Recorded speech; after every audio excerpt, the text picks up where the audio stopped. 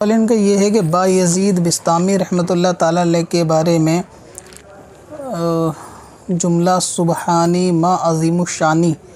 उन्होंने फ़रमाया है, तो इसकी क्या शरई हैसियत है, क्या ये उनसे साबित है या नहीं है। सुबहानी मा अज़ीमुश्शानी बायज़ीद बिस्तामी,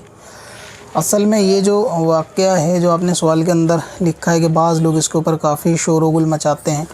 वहाबी मिजाज के लोग या वहाबी ख़यालात के लोग जो उनके ज़ेर असर होते हैं, उन लोग लगता है कि देखो उन्होंने इस तरीके से खुदाई का गोया कि दावा किया बायज़ीद रहमतुल्लाह ताला अलैह ने,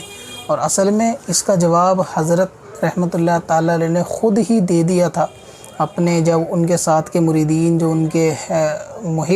मुहिब्बीन साथ में थे और उन्होंने भी इस चीज़ पे एतराज़ किया कि आप जो है इस तरीके के वो जुमले बोलते हैं, तो इस जुमले के ऊपर तो शरीयत में बहुत शदीद हुक्म है। तो आपने उन्हीं के जवाब में हाथों हाथ फरमाया कि ये मैं नहीं कहता,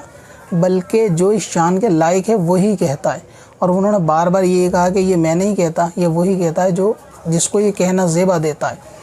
तो बाद में दोबारा फिर वही उनके ऊपर हालत तारी हुई, यानी ऐसी हालत कि जिसके अंदर बंदे का होश उस वक्त दुनिया के एतबार से मौजूद नहीं होता और वो इश्क़ हकीकी के अंदर इस तरह गुम हो जाता है कि वो उस वक्त क्या जुमले कहता उसको मालूम नहीं होता। दूसरी बात ये है कि जब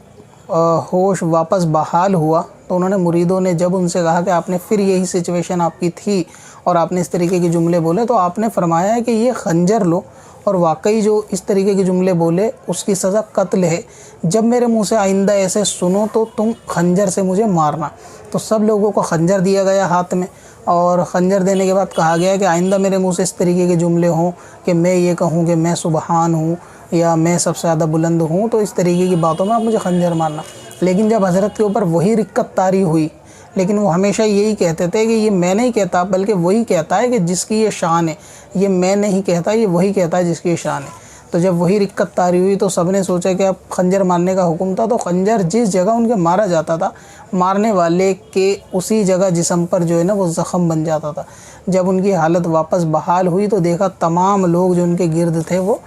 घायल और ज़ख़मी हालत में थे।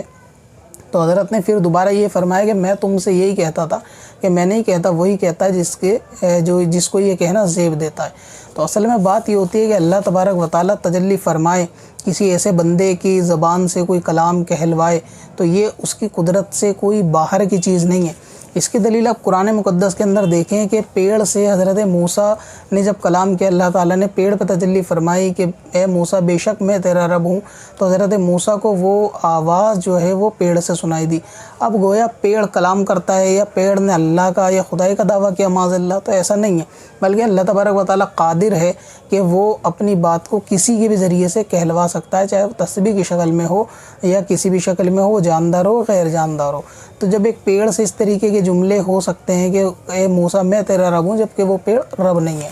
दूसरी बात यह कि आपने देखा होगा कभी कभी जिन्नातों का जब लोगों के ऊपर असर होता है तो उनकी अक़लों के ऊपर किस तरह से वो गालिब आते हैं कि ज़बान बंदे की होती है और उसके अल्फाज किसी और के होते हैं, यानी उस जिन्ने कब्ज़ा किया है उसके होते हैं, और अल्फाज वो अदा करता है ज़बान बंदे की होती है। तो उसमें भी उस बंदे को कुछ होश नहीं होता कि वो क्या कह रहा है और किस हालत में कह रहा है, तो उसके दिमाग पे पूरी तरह कंट्रोल होता है, लेकिन जब उसका असर जाता है तो उसको खुद याद नहीं होता मैंने क्या कहा। तो आप इन चीज़ों से समझें, ये नामुमकिन वाली चीज़ नहीं है। अगर आप ये तसव्वुर कर रहे हैं नहीं ऐसा हो ही नहीं सकता, तो बिल्कुल हो सकता है। और हर वो चीज़ जो आपकी हो सकता है अकल में ना आए तो उसका वजूद नहीं है, ऐसा भी नहीं है। बहुत सी चीज़ें आपकी अकलों में नहीं आएंगी लेकिन उसका वजूद पॉसिबल है, जैसे कि मेराज है कि वो अकल से नापने वाला वाक़या नहीं है लेकिन वो हकीकत है। इसी तरीके से कलाम अल्लाह तबारक व तआला का कलाम है कुरान, अकलों से नहीं तोला जा सकता। ठीक वैसे ही कि जब पेड़ पर तजल्ली अल्लाह तबारक व तआला फरमा के पेड़ कलाम कर सकता है, कोई जिन्नात किसी पे काबू करे और वो उसकी ज़बान से बोल सकता है, तो क्या अल्लाह तबारक व तआला की ये शान नहीं है कि वो बायज़ीद या किसी दूसरे बुज़ुर्ग के ज़रिए से कलाम करे और उसको ये कहा जाए क्या कहते हैं कि उन्होंने खुद कहा है, क्योंकि उन्होंने तो खुद कहा कि ये मैं कहता ही नहीं हूँ ना, मुझे पता मैं कब कहता हूँ किस हाल में कहता हूँ, अगर तुम सुनते हो तो मुझे खंजर मारो।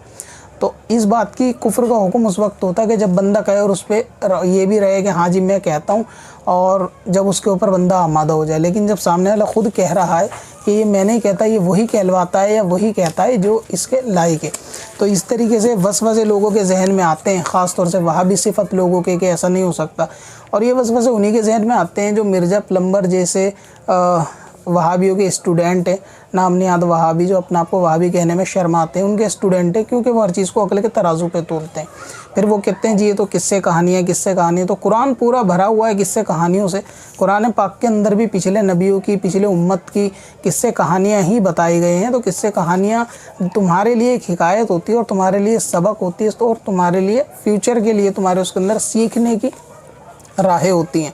तो किस्से कहानियाँ कहेगी, किसी भी किस्से को तो जो करामतों का मुनकिर होगा बदबख्त, वो तो कहेगा ही कि ये किस्से कहानियाँ हैं। अब कुफ्र का हुक्म बाद लोगों को इसलिए अड़ता है क्योंकि जो लोग अल्लाह तबारक व तआला के वलियों के या सूफ़ियों से ज़्यादा बुग़्ज़ रखते हैं, उनके दिलों में औलिया अल्लाह का ज़्यादा बुग़्ज़ है, तो उनको इस तरीके की चीज़ें एक बहाना होता है तंज करने के लिए। यानी ये ऐसे लोग हैं कि जो पूरे जिस्म को छोड़ के, इनकी मिसाल ऐसी है कि जो सिर्फ ज़ख़म पे बैठकर वो ज़ख़म को गंदी मक्खी की तरह मतलब उसमें से अपना मवाद हासिल करते हैं। तो ठीक वैसे ही ये सारी औलिया अल्लाह की सीरतों को, उनकी करामतों को छोड़ के उन चीज़ों को तलाशते हैं कि जो इनकी अकल में नहीं आती। जब इनकी अकल में नहीं आती तो उसके ऊपर ये राय का पहाड़ करते हैं कि गोया ये तौहीद के सबसे ज़्यादा ठेकेदार हैं, और जो अल्लाह तबारक व तआला के कामिल वली गुज़रे हैं, कि जो बकरामत वली गुज़रे हैं और उनका मकाम और मर्तबा काफ़ी बुलंद अल्लाह ताला ने किया है, उन पे तंज करते हैं और ये समझते हैं कि ये तौहीद के ठेकेदार है और उनको तौहीद पता नहीं थी। हालांकि ये कल के निकले हुए चूज़े हैं, और ये अगर इनके इनकार करने से या इनके ना मानने से कोई फ़र्क भी नहीं आएगा। दूसरी बात, अगर कोई इस किस्म का बंदा बहस करता है, मिसाल के तौर पे अपनी मिसाल देता हूँ कि भाई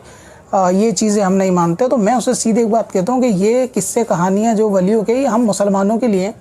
आपको इससे कोई लेना देना नहीं है। तो वहाँ भी लोग बेकार में परेशान हैं, ऐसा क्यों कह दिया, वैसा क्यों कह दिया। तो जिसको बुरा लगता है वो ना सुने, लेकिन जिसको अच्छा लगता है हम तो सुनेंगे। और क्योंकि अल्लाह तबारक व तआला के वलियों से, उनकी निशानियों से हमें तो निस्बत है, और निस्बत ही की वजह से अल्हम्दुलिल्लाह अपना सारा मामला है। तो हम निस्बत के जो है ना कायल हैं, बाअदब बानसीब बेअदब बेनसीब। तो ये बायज़ीद रहमतुल्लाह तआला का जो वाक़या बिल्कुल दुरुस्त है, लेकिन इसकी हकीकत ये है कि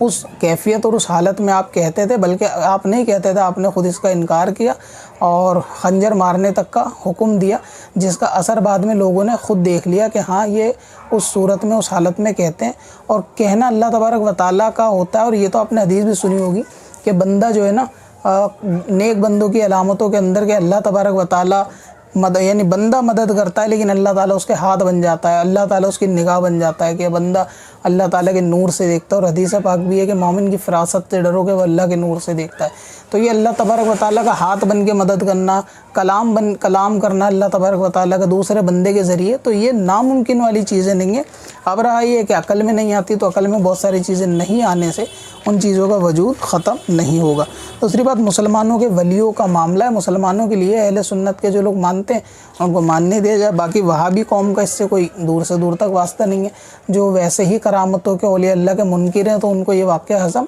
नहीं होने का।